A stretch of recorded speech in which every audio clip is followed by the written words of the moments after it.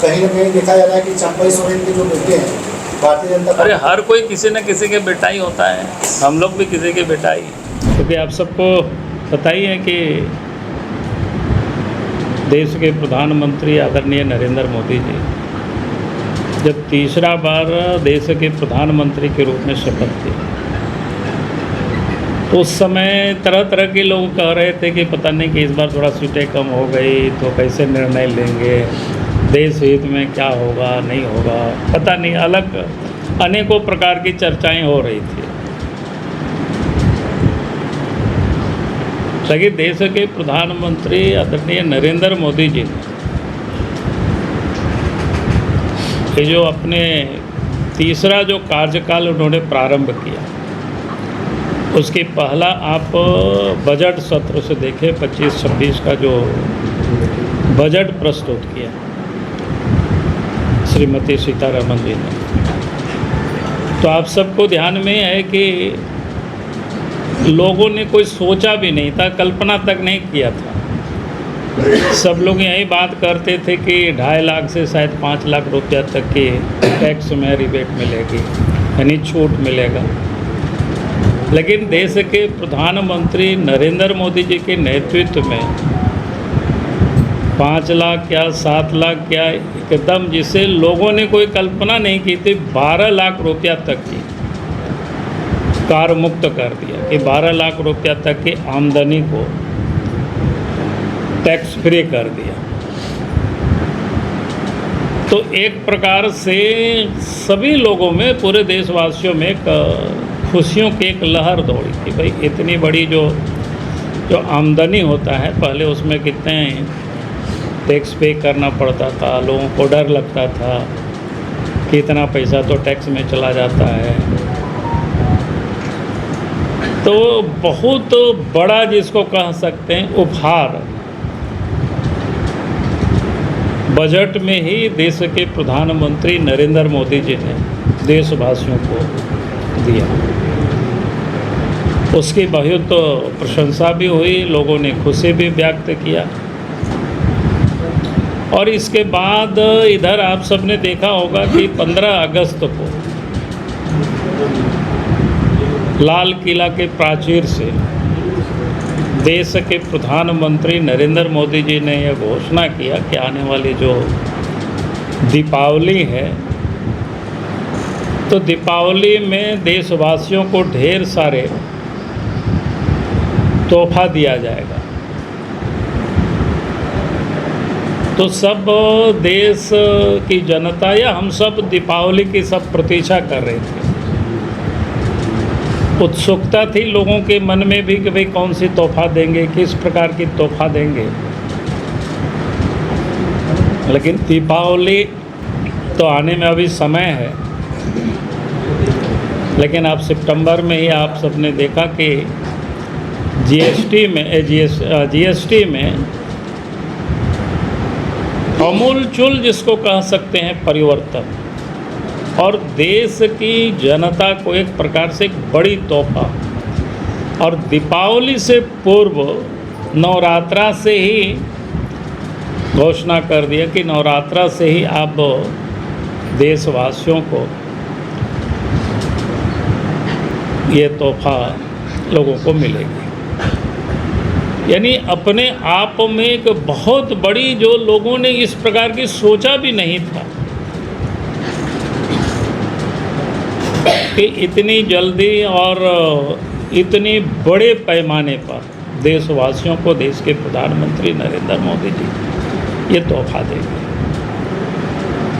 और उसमें से जो टैक्स का जो स्लैब था, अब उसमें से मात्र 2 ही स्लैब कह सकते स्लैब रहा, एक तो 18% और एक 5%। यानी सुबह से शाम तक या दैनिक उपभोग की जितनी भी वस्तुएं हैं, जो आम लोगों की जो आवश्यकताएं हैं, उसमें आप देखेंगे तो सभी चीज़ों में यानी इस प्रकार से उन्होंने गिफ्ट दिया। तो इसको अगर आप सोचें तो अपने आप में एक बहुत बड़ा है। और इससे क्या होगा कि एक तो लोगों की बचत बढ़ेगी, यानी बचत ज़्यादा लोग कर पाएंगे, और जब बचत होगी तो फिर और भी लोग परचेज कर सकते हैं, यानी खपत भी बढ़ेगी। और बचत और खपत ये दोनों जब बढ़ने लगता है तो फिर छोटे जो लघु उद्योग यानी रोजगार के अवसर भी सृजित होते हैं। तो आप सोच सकते हो किस प्रकार से देश के प्रधानमंत्री आदरणीय नरेंद्र मोदी जी ने इस देश की जनता को एक राहत दी है ताकि लोग अपनी जीवन को की आवश्यकताएं को वो लोग पर्याप्त खरीदारी कर सकें। तो मैं समझता हूं कि ये जीएसटी में जिस प्रकार से देश के प्रधानमंत्री या भारत सरकार ने देशवासियों को जो एक तोहफा दी है तो उसके लिए तो निश्चित रूप से देश के प्रधानमंत्री को बधाई देना बनता है कि उन्होंने इतना अच्छा काम किया। झारखंड में भी कई एक प्रोडक्ट होते हैं जैसे हस्त से बनाया हुआ या कुटीर उद्योग में बनाया हुआ जिसको आप कह सकते हैं, बांस वगैरह का भी जो होता है इसमें भी टैक्स जिसको कहते हैं कि मात्र 5% कर दिया। तो इस प्रकार से जितनी भी चीज़ें हैं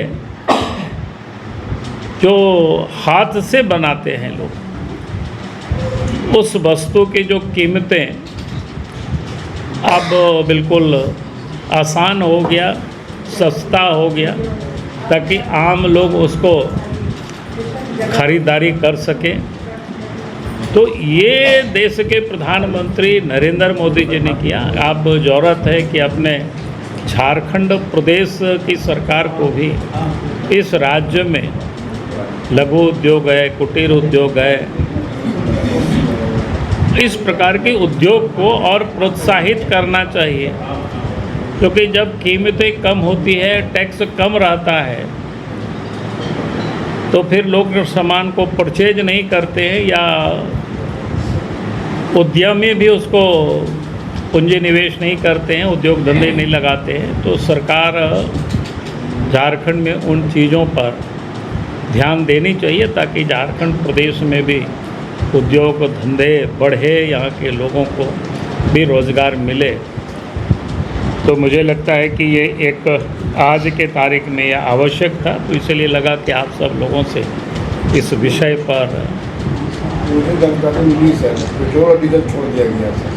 पेट्रोल और डीजल जो चूँकि आप जीएसटी जो समिति है केंद्र स्तर पर बैठती है, तो सभी राज्यों के वित्त मंत्री भी बैठते हैं और बीजेपी ने बार बार कहा है कि देश के सभी राज्यों की जो जैसे अभी जो निर्णय हुआ है तो सर्वसम्मति से निर्णय हुआ। देश के सभी राज्यों के वित्त मंत्री उपस्थित थे, सब लोगों ने एक एक बिंदु पर डिस्कस किया और एक दिन में यह निर्णय नहीं हुआ, अनेक उन्हें लगातार ये बैठकें चलती रहती है, लगातार चर्चाएं होती है कि भाई हमें किस पर क्या टैक्स लगानी चाहिए, किस प्रकार से बैठक। हाँ, मैं इसको आंकड़े में नहीं कह रहा हूँ, तो कहने का मतलब लगातार ये बैठकें होती है और उसमें लोग निर्णय करते हैं। जिस दिन सभी राज्यों के सरकार ये तय कर देगी कि नहीं साहब इसमें भी हमें जीएसटी के दायरे में हमको लाना चाहिए, पेट्रोल डीजल को भी, तो बीजेपी बिल्कुल